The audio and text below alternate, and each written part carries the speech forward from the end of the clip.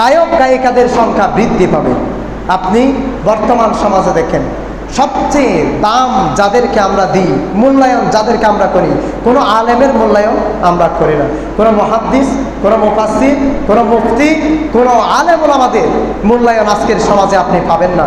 আলেম ওলামা দেখলেই মনে করে ফকির, আলেম দেখলেই আমরা সাধারণত মনে করে দেখি ওরা ফকির, ওরা মাদ্রাসার জন্য কিছু চাইতে এসেছে, ওরা কিছু নিতে এসেছে, দেখলেই মনে করে হয়তো ওরা আমাদের থেকে খেতে এসেছে, নয়তো বা নিতে এসেছে।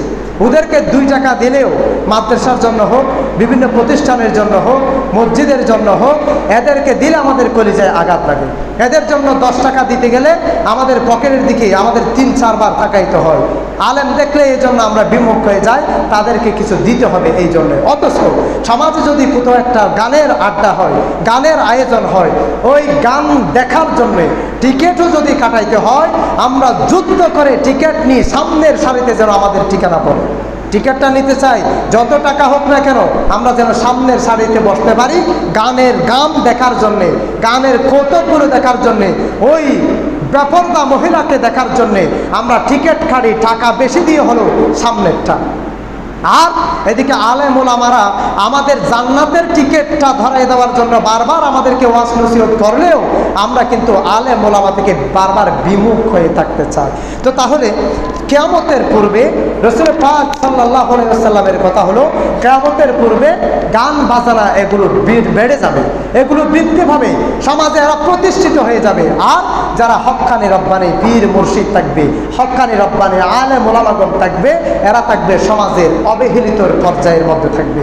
এদের সমাজে কোনো মূল্যায়ন করা হবে না, থাকবে অতটুকু যখন প্রয়োজন হবে। কেউ মারা গেলে অথবা কোনো বিবাহ শাদী হলে আদ্য করার জন্যে, কেউ মারা গেলে জানাজা পড়ার জন্যে, কারো জন্ম হলে তখন আজান দেওয়ার জন্যে, মসজিদের ইমামতি করার জন্যে, অতটুকু পর্যন্ত আলেম ওলামাদের সম্মান থাকবে। আর গায়কদের সম্মান থাকবে ওপেন খোলা মাঠের মধ্যে। খোলা মাঠের মধ্যে আলেম ওলামাদের সম্মানটা আস্তে আস্তে কমে যাবে। কারণ এখানেও একটা কারণ আছে, কারণ যেই সমাজে অশ্লীলতা বেড়ে যাবে, যে সমাজে বেহায়াপনা বেড়ে যাবে, আল্লাহ সুবহানাহু ওয়া তাআলা ওই সমাজ থেকে ভালো মানুষগুলো আস্তে আস্তে সরিয়ে ফেলবে। যেমন হাদিস শরীফের মধ্যে এসেছে, কিয়ামতের পূর্বে আল্লাহ পাক ইলম উঠিয়ে নেবে। এটা কেমনে উঠিয়ে নেবে? আল্লাহ পাক কি কিতাবগুলো তুলিয়ে নেবে? কিতাবের মধ্যে কি আগুন ধরাই দিবে? তুফান দিয়ে কি কিতাবের দরজাগুলো কি বন্ধ করে দিবে? না, ওই রকম নয়। কিয়ামতের আগে ইলম উঠিয়ে যাবে, সেটা হলো ওইভাবে হক্কানি রব্বানি আলেমদেরকে আল্লাহ পাক তুলিয়ে নেওয়ার মাধ্যমে আল্লাহ পাক জমিন থেকে ইলমগুলো তুলিয়ে নেবে। জমিন থেকে যখন ইলম উঠে যাবে, মানুষ তখন ওই সমস্ত মানুষের কাছে যাবে বিভিন্ন মাসালা জিজ্ঞেস করার জন্যে, ফতোয়া জিজ্ঞেস করার জন্যে।